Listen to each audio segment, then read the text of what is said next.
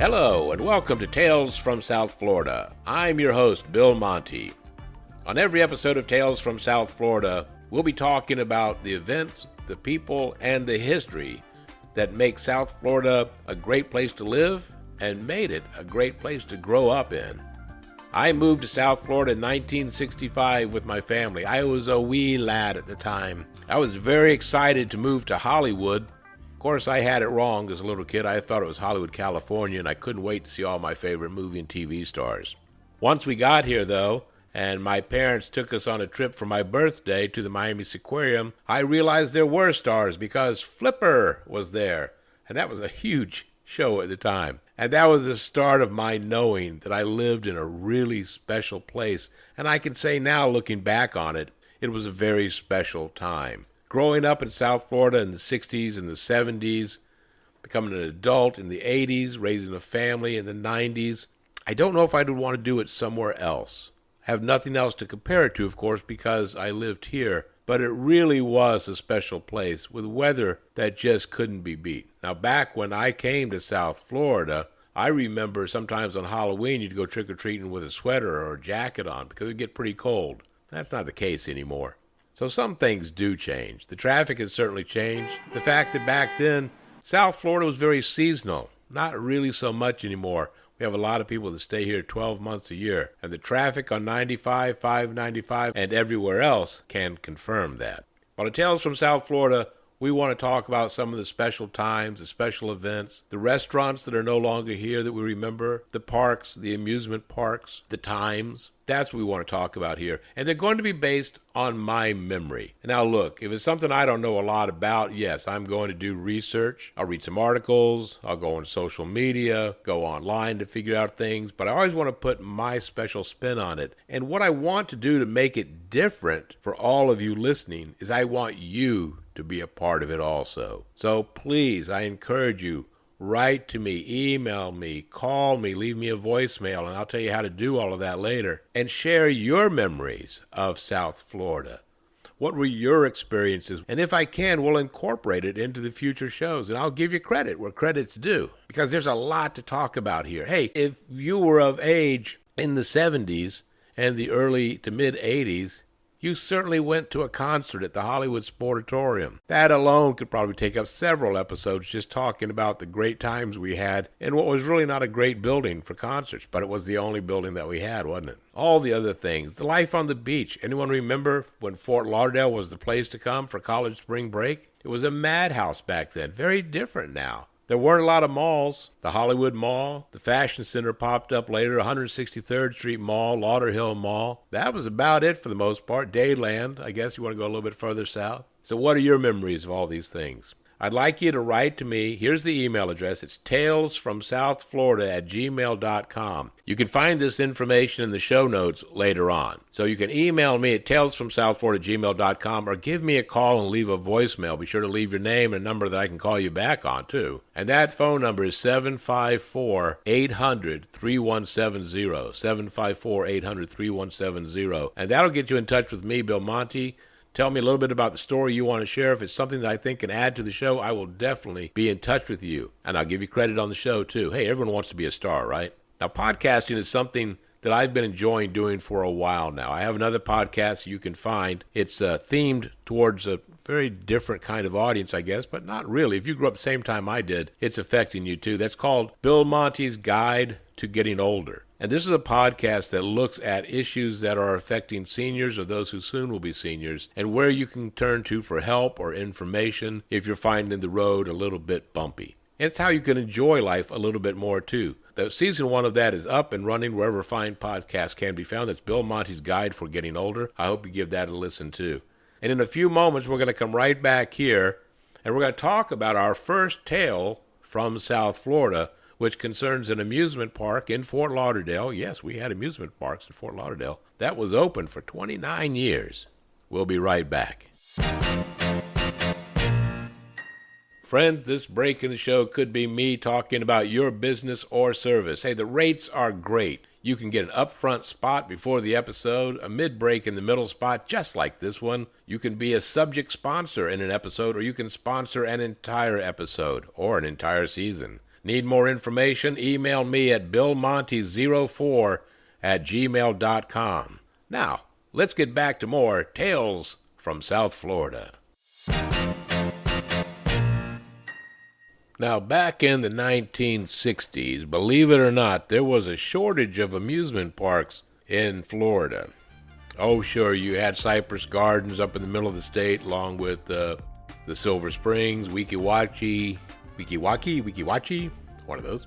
Busch Gardens had an amusement park in Tampa, nothing like what it is now. It was probably a little bit more along the lines of Cypress Gardens, if memory serves correct. I just remember there were some people in dresses, like the Southern Belle kind of look. You could hold parrots on your arm. Somewhere I have pictures of that. And I think my father enjoyed the free beer part of the brewery, since that's mostly what it was known for. I don't recall any rides. There might have been like some small children rides, merry-go-rounds, trains, things like that. Up in the middle of the state somewhere was something called Six Gun Territory. There was Marineland in Jacksonville. But you didn't have the Disney Worlds, the Universals, or anything like that. So traveling south to the South Florida area, the main amusement park was Nature's Amusement Park. It was the beach. Water sports, going to the beach every Saturday, every Sunday on the weekends in the summer.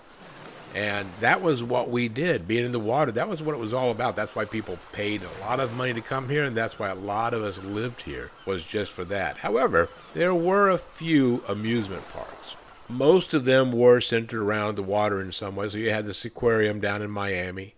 And in Fort Lauderdale, around 1965, there opened up a small marine theme park called Ocean World. I first remember going to Ocean World in elementary school. It was a field trip, and I thought it was wonderful. I'd been to the Seaquarium by then, and obviously Ocean World was much smaller. And it didn't have a star on TV either. So there were some differences, but it was closer, and it was next to a really cool hotel, the Pier 66 hotel. It was on the Intercoastal, so it felt kind of different, than, the Seaquarium, which sat on the bay and had more of an ocean feel to it, even though this was called Ocean World. But there was just something unique and fun about this particular park. Now, Ocean World was the idea of a man named Charles Beckwith. And Charles Beckwith was a New Yorker. He was a florist, actually. He owned flower shops up in the New York area. Most notably, he had some, I believe, in the Idlewild Airport that later became the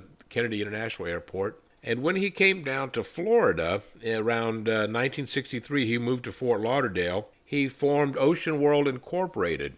It was his idea to create the marine park so that they could provide information and education about different marine animals, but also to provide a place for injured sea turtles or dolphins or sharks to be found and brought to so they could possibly be healed. Now, let's not be overly sentimental about this. I don't know if I noticed it at the time, but in looking at pictures while I was researching Ocean World, the pools where they had these animals were incredibly small. Think about, if you remember the Crandon Park Zoo on Key Biscayne a long time ago. So this was before Zoo Miami opened up. And when you went and you saw a lion inside this tiny cage, and that was the entire space that lion had to live in, that was sort of what was happening at Ocean World, too. It's sort of kind of the big problem now for the aquarium, isn't it? They did have one large tank, had about 17 feet of water, 20 feet of water, something like that. And in there were porpoises and sea lions and all kinds of different fish, and there were some sharks swimming around in a moat that was near the tank. So, and that was basically it. And sea lions and the porpoises did daily shows. They had like an open seating area.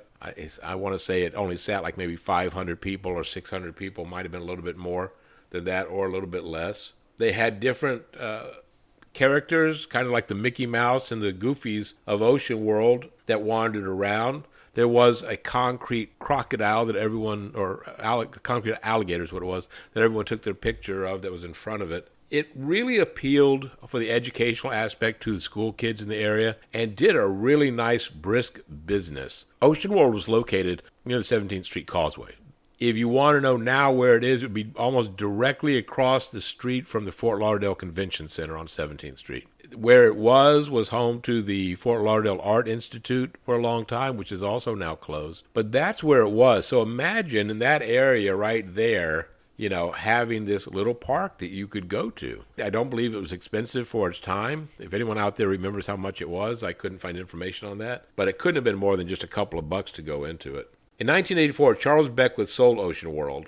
It stayed open for a while, but then it was closed permanently in 1994. A couple of reasons for that. One was just dwindling attendance. People were getting more and more eco-savvy, and that's not was not the proper environment you want to take your kids to see the fish and the porpoises and the sea lions in that type of environment. There also was a Florida agency was bringing charges against them for animal abuse. Again, very reminiscent of what's happening with the Miami Seaquarium right now. That brought about the end of it. It kind of went away quietly, and not a lot of people remember it. It was not something that was huge.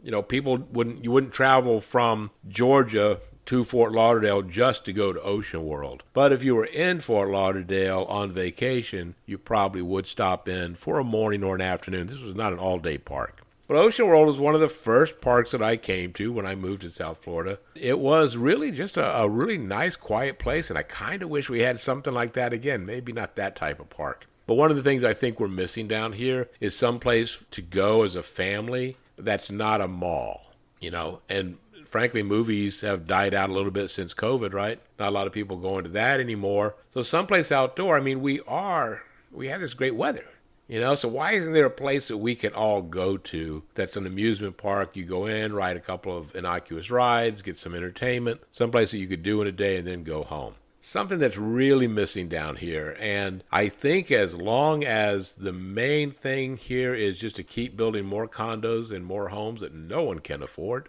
I don't think we'll see another amusement park open. I think the ones that we have, which are, I think there's a new water park in Miami. Of course, there's the one up in Palm Beach County, Rapids. But I don't believe we're ever going to see anything even quite like Boomers. It used to be off 95 with the wooden roller coaster right in Hollywood. So that was Ocean World. I'd love to hear your memories if you went as a kid. If you have any pictures, I'd love for you to share them with me. Again, it's talesfromsouthflorida@gmail.com, and our number is 754-800-3170.